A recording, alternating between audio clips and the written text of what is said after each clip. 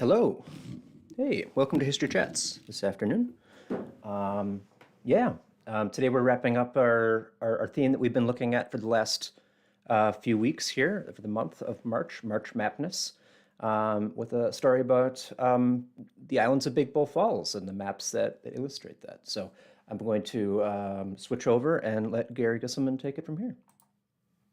Thank you. Thank you, Ben. Good afternoon, everyone. So today,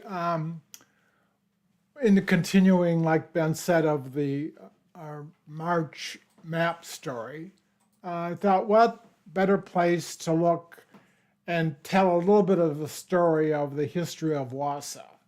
A big part of the history of Wausau indeed does include the Wisconsin River Valley as it comes through Wausau. I mean, we just have to acknowledge that the islands, as well as the banks of the Wisconsin River, include a lot of history.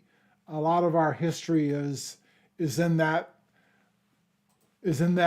map, that those maps that reveal a lot of who we were and a lot of who we are today. So a little bit of that story in 15, 20 minutes. There's a large story there. As with a lot of other stories that we tell here at History Chats, the stories are always much larger. But in a few minutes, we'll try to encapsulate a little bit about some of what I think are some of the main themes coming off of the islands of the Wisconsin River at Big Bull Falls, through some of the maps and some of the photos of Wausau's history. So we begin way back when, in the 1870s. This is one of the earlier maps of the Wisconsin River, and you can see a lot of the islands, the specific islands in the Wisconsin River. And of course, the small when Wausau was a large, much smaller than we are today. It grew a lot through the years, a lot depending on exactly what these islands brought to us. So this map is from 1874. We're sort of zooming in on some of the islands that were here. The islands change. Just be aware that the geography of the islands somewhat change through the years, but we'll tell that story as we go. By this time, one of the major influences throughout this is the railroads. The railroads are coming in, so we'll be telling that story also. So we begin with the stories of some islands. We'll start on the north side, the Barker Stewart Island, the Clark's Island, Plummer's Island. Then we come a little further on to the island of Ferns, which was at one time Stack Island, Oak Island, and then there's a little bit of an island off of the west side of Wausau that we'll talk about called Picnic Island, and we'll talk a little bit about that also. So we'll begin with Barker Stewart Island. That's the most northern part, the most northern island in this little chain of islands that we have. It began by being called McIndoe Island. Of course, Mr. McIndoe was an early settler of Wausau, one of the major players, considered perhaps the father of the city of Wausau. Coming into this part of Wausau, he claimed this land, this island, but then eventually Mr. Hiram Stewart and Charles Barker came in, starting Barker Stewart sawmill on Barker Stewart Island. It is now an historic site in the city of Wausau. And a big fact, the railroads started to come in. You can see that there's many lines of rail coming into Barker Stewart Island, feeding off of this big sawmill. This is a little bit of a different angle from a bird's eye view map of Barker Stewart Island. You can see the lumber lining up a great deal of lumber, a great deal of business being conducted there on Barker Stewart Island. Another view, this is around 1900, indicating even at that late date, it was considered a McIndoe Island, but yet it was really the Barker Stewart factories on that island that eventually would give it its name. So here is Barker Stewart, the factory. This factory was a major part of the sawmill history in the city of Wausau for many years. They were one of the later sawmills to close. They eventually would go back and start to get the hardwood that was prevalent in Marathon County, and it was really that hardwood that kept them going well into the 20th century. Again, a major employer, a major part of the island history in the city of Wausau. Today, Barker Stewart Island is a park. There are some walkways across from the River Life area to Barker Stewart. It is still being serviced by rail. The rail line still does come through. And if you go to Barker Stewart Island today, you'll see a remnant of that factory, of the Barker Stewart factory, the only remnant of a sawmill, of all those sawmills in the city of Wausau. That remnant is on Barker Stewart Island. So it does capture a lot of the history, that sawmill history of Wausau. Then moving a little bit to the south comes Clark's Island. George Stevens came here and built this mill in 1842. Eventually, through a variety of different owners, John Clark came here. Then eventually the McDonald brothers. Soon it became idle. I think the last sawmill burnt, and then eventually Alexander Stewart and the Wausau Electric Light and Power Company and the Wausau Street Railroad Company all came to own a good part of Clark's Island. So it became idle. It wasn't a major sawmill island except in the early days when it was really an influential part of the islands in the city. This is George Stevens. This is not John Clark. This is George Stevens, the early settler, the early founder of the city of Wausau, coming here in 1839, eventually building that sawmill on Clark's Island. A picture, 1873, Mr. Clark, like we said, owned a little bit, and if you center in on the left side, sort of that southwest side of Clark's Island, you can see his mill there.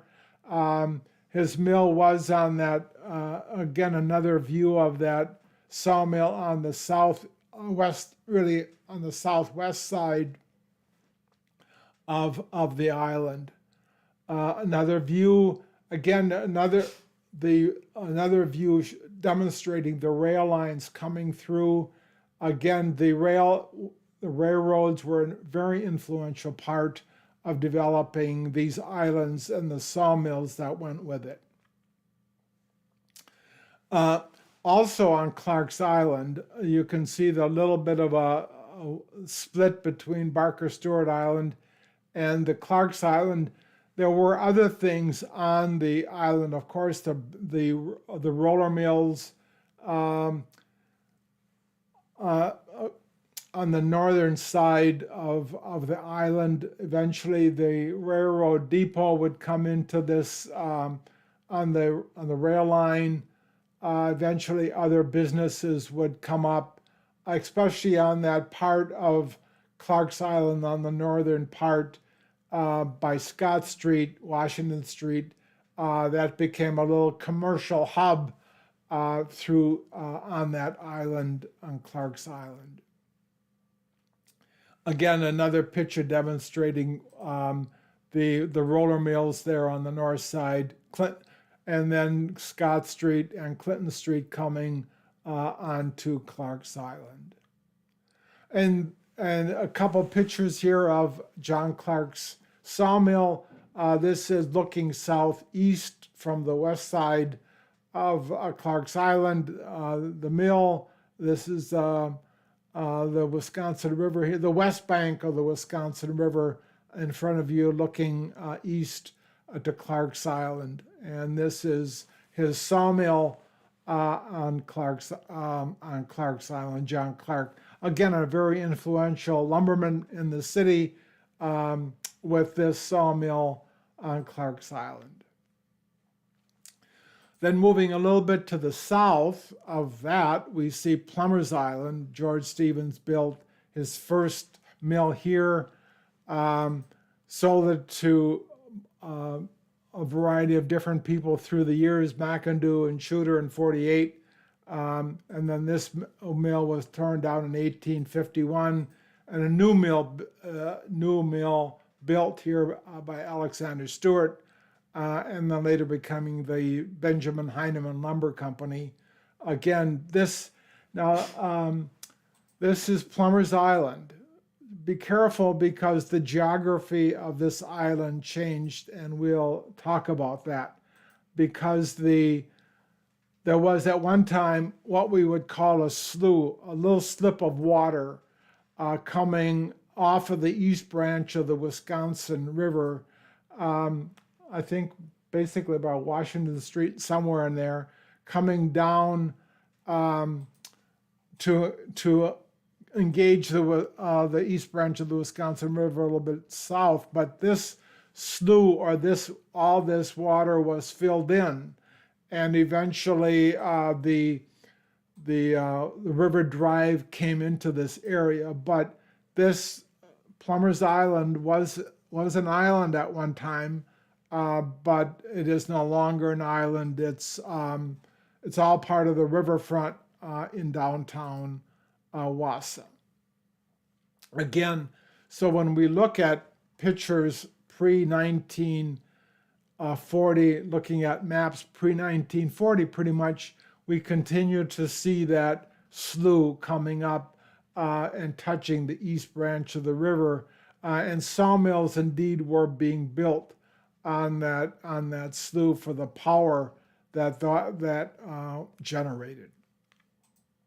Again, Daniel Plummer's sawmill here on Plummer's Island. He took it over from Benjamin Plummer, an earlier lumberman in the city of Wausau. And Alexander Stewart also built his sawmill, perhaps the largest sawmill on the Wisconsin River on the island. This is a picture of his mill. Again, perhaps Alexander Stewart, at one time perhaps the richest person in the city of Wausau, very influential lumberman.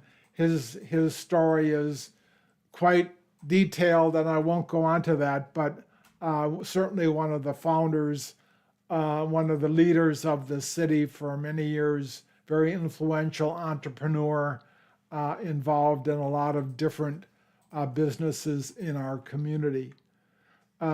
Eventually, Benjamin Heineman took over the Alexander Stewart mill, and this is around 1900.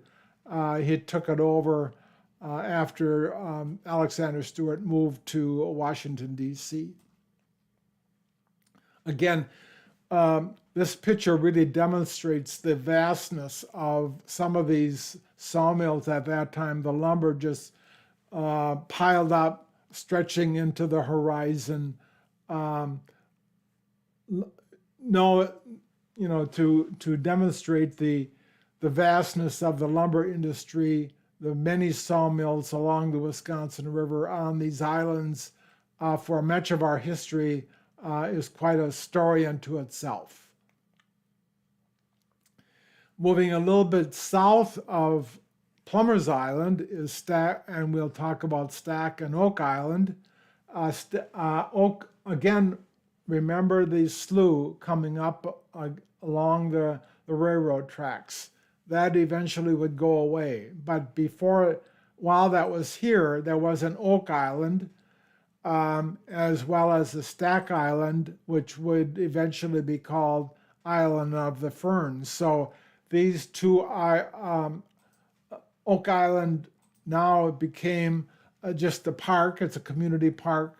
The slough went away. It was all filled in, and now we have Oak Island Community Park, a little bit off of Strollers Lane or Thomas Street. The bridge there, again, another benefit of another story of the islands along the Wisconsin River. And the story of Stack Island as well as Oak Island was that it was given to the city for park purposes in 1927. The Wisconsin Valley Electric Company gave Stack Island as well as Oak Island to the community back in 1927. The 20s, of course, being a growth period for parks in our community as well as Marathon County. Eventually, there was a little story about the connection of Stack Island and Oak Island by the walkway.